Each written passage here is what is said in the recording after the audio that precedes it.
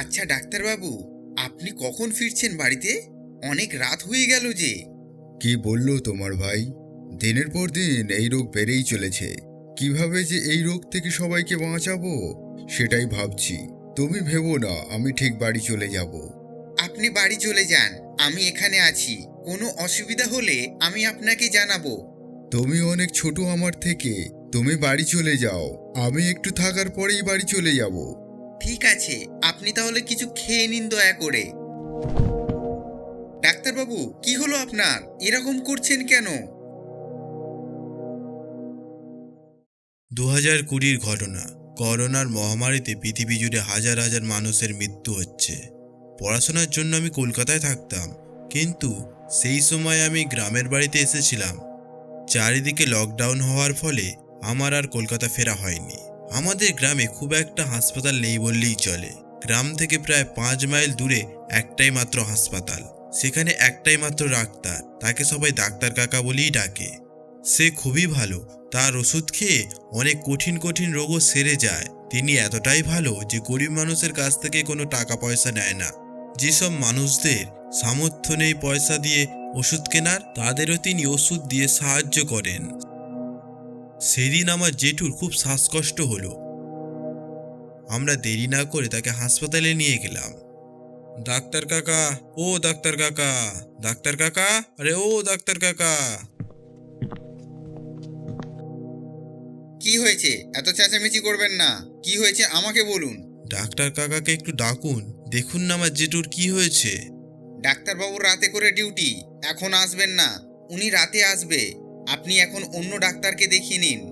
যাই হোক, আমার কথা মতো অন্য ডাক্তার দেখে জেঠুকে ভর্তি করলাম। আর আমরা ভাবতে লাগলাম যে কখন উনি আসবেন। সবাই বাড়িতে চলে গেল, আমি একাই বসে রইলাম। অনেক রাত হওয়ার কারণে আমি ভাবলাম হয়তো উনি আজ আসবেন না, কারণ এত রাতে কারোরই ডিউটি হয় না। রাত তখন বাজে প্রায় 12:30। আমি বসে রইলাম দরজার দিকে তাকিয়ে। হঠাৎ এটা কি হচ্ছে? হাসপাতালের অন্য রুমের লাইটগুলো সব ঠিকঠাক জ্বলছে, আর আমি যেখানে বসেছি সেখানেই এটা কি হচ্ছে? কেউ আছেন? কেউ কি আছেন? এ কি, কোথা থেকে যেন কারোর পায়ের আওয়াজ শুনতে পাচ্ছি। সামনে তাকিয়ে দেখি ডাক্তারবাবু আমার দিকেই এগিয়ে আসছেন, আর আমার কাছে এসে বললেন, কি হয়েছে? এখানে এত রাতে আছো কেন? আর তুমি চেঁচাচ্ছ কেন? ভালো হয়েছে ডাক্তারবাবু আপনি এসেছেন। হঠাৎ করে কি যে হলো। কি? বিশ্বাস করুন ডাক্তারবাবু, এক্ষুনি লাইটগুলো বন্ধ হচ্ছিল আর জ্বলছিল, আর কি জোরে জোরে হাওয়া বইছিল। ওপরের পাখা আর লাইটগুলো মনে হচ্ছিল একে অপরের সাথে ধাক্কা খাবে, কিন্তু আপনি আসাতেই সব ঠিক হয়ে গেল। ডাক্তার কাকা, আপনি এখন এলেন? কেন? আমি তো সেই 12টা নাগাদ এসেছি। তুমি খেয়াল করোনি? আমি তো তোমার সামনে দিয়েই গেলাম। আপনি আমার সামনে দিয়ে গেলেন? আমি এটা ভেবেই পাচ্ছি না, উনি আমার সামনে দিয়ে গেল কিভাবে। আমি সেই বাড়ির লোকজন চলে যাওয়ার পরে তো এখানেই বসেছিলাম, এক ফোঁটাও নড়িনি। আবার ভাবলাম যাই হোক, ডাক্তার কাকা এসেছে, এবার সব ঠিক হয়ে যাবে। ডাক্তার কাকা, আমার জেঠু। জানি, সব জানি। আমার বলতে হবে না। তোমার জেঠুর কিছু হবে না, আমি আছি। আপনি কার সাথে কথা বলছেন একা একা? আপনার শরীর ঠিক আছে তো? কেন, আমার কি হবে? আমি তো ঠিক আছি। এই যে ডাক্তার কাকার সাথে কথা বলছি। ডাক্তার কাকা? কেন, কি হলো ডাক্তার কাকার? না না, কি হবে? কিন্তু কিন্তু কি আবার? ডাক্তার কাকা আমাদের কেবিনে তো 12টা থেকে রুগীর চেক আপ করছে, আর তুমি বলছো তোমার সাথে এক্ষুনি কথা বলেছিল। হ্যাঁ, সে তো আমার সাথেই কথা হলো। লোকটা আমাকে থামিয়ে দিয়ে বলল, তুমি একটু ঘুমিয়ে নাও, তুমি ক্লান্ত হয়ে আছো তাই ভুলভাল বলছো, একটু ঘুমিয়ে নাও। সত্যি দেখলাম ডাক্তার কাকা আমার সামনে নেই। মনে মনে ভাবলাম, আমি তাহলে এতক্ষণ কার সাথে কথা বললাম? তাহলে হয়তো ভুল দেখেছি। আমি ওখানেই ঘুমিয়ে পড়লাম। আমার ঘুমটা ভাঙলো একটা আওয়াজে। আমি উঠে জেঠুর কাছে যাওয়ার জন্য এগোলাম। ঠিক তখনই আমি যা দেখলাম তাতে আমার চোখ ছানা বড়া হয়ে গেল। ডাক্তার কাকা দরজা না খুলে দরজার ভিতর দিয়ে বের হয়ে আসছে, দরজা বন্ধ থাকা অবস্থায়। কিন্তু কি করে? আমি ভাবলাম হয়তো আমি ঘুমের ঘোরে ভুল দেখছি। চোখটা ডলে নিলাম, কিন্তু চোখটা খুলে দেখলাম ওখানে কেউ নেই। হঠাৎ আমার কাঁধে একটা কিছু স্পর্শে আমি চমকে উঠলাম। পিছনে তাকিয়ে দেখি ডাক্তার কাকা আমার কাঁধে হাত দিয়েছেন। তুমি এখানে কি করছো? এখনো বাড়ি যাওনি? রাতে এখানে থাকা তোমার উচিত হবে না। আপনি এখন এখানে? আপনি তো ওই ঘরে ছিলেন না? তুমি এখন বাড়ি ফিরে যাও, অনেক রাত হয়েছে। ডাক্তার কাকার কথা শুনে আমি বাড়ি ফিরে এলাম। পরের দিন জেঠুর কাছে থাকার জন্য আমি হাসপাতালে গেলাম। সেই দিন 12টা নাগাদ আমার জেঠুর পাশে একজন রুগী আগের দিনের গাড়ি অ্যাক্সিডেন্ট হলো আর আজ মারা গেল। আমাকে হাসপাতালের একজন সহকারী বলল, একটু গিয়ে ডাক্তারবাবুকে ডেকে আনতে পারবেন? হ্যাঁ আমি যাচ্ছি। আমি ডাক্তার কাকার রুমে ঢুকতে যাব, এমন সময় পর্দার আড়ালে যা দেখলাম তাতে আমার রক্ত হীন হয়ে গেল।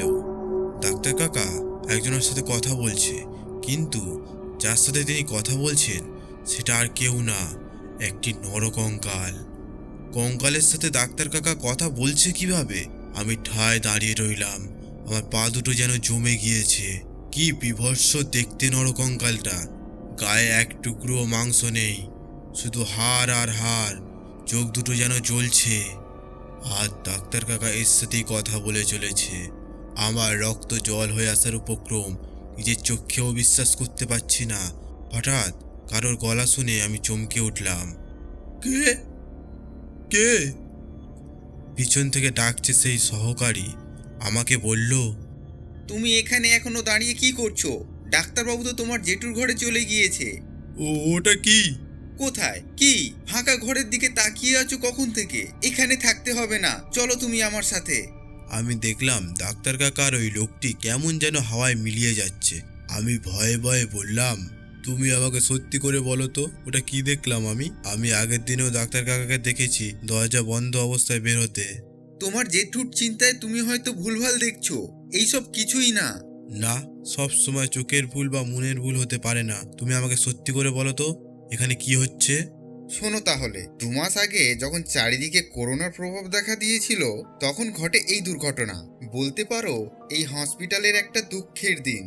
সেই সময় ডাক্তারবাবু খুব ব্যস্ত রুগী দেখতে, সব সময়ই করোনা পেশেন্টদেরকে নিয়ে ব্যস্ত উনি।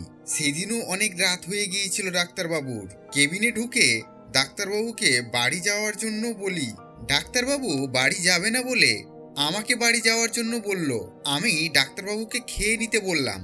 ডাক্তারবাবু খেতে যাবে এমন সময় হঠাৎ চেয়ার থেকে পড়ে গেল, গিয়ে শ্বাসকষ্ট হয়ে উঠল, কিরকম যেন হয়ে যেতে লাগলো। আমি ছুটে গিয়ে অন্য ডাক্তারকে ডাকতে যাব, কিন্তু ডাক্তারবাবু আমায় বলল, তোমার কোথাও যেতে হবে না, তুমি শুধু এখানে থাকো আর আমার কথা মন দিয়ে শোনো। আমি আর বাঁচবো না।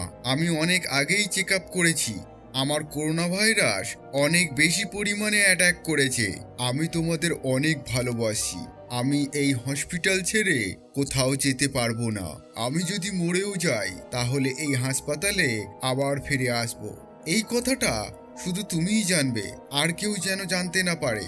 যতদিন এই রোগ না যাচ্ছে আমি এই হাসপাতালের প্রতিটা পেশেন্টকে দেখাশোনা করব। ডাক্তারবাবু একথা বলতে না বলতেই জোরে জোরে নিঃশ্বাস নেওয়ার পরেই ওখানেই মারা গেল। সেদিন আমি খুব কষ্ট পেয়েছিলাম। এত ভালো মানুষ আমাদের ছেড়ে চলে গেল, এটা আমি মেনে নিতে পারিনি। অবশেষে আমাদের লোক দিয়েই তার সৎকার করলাম।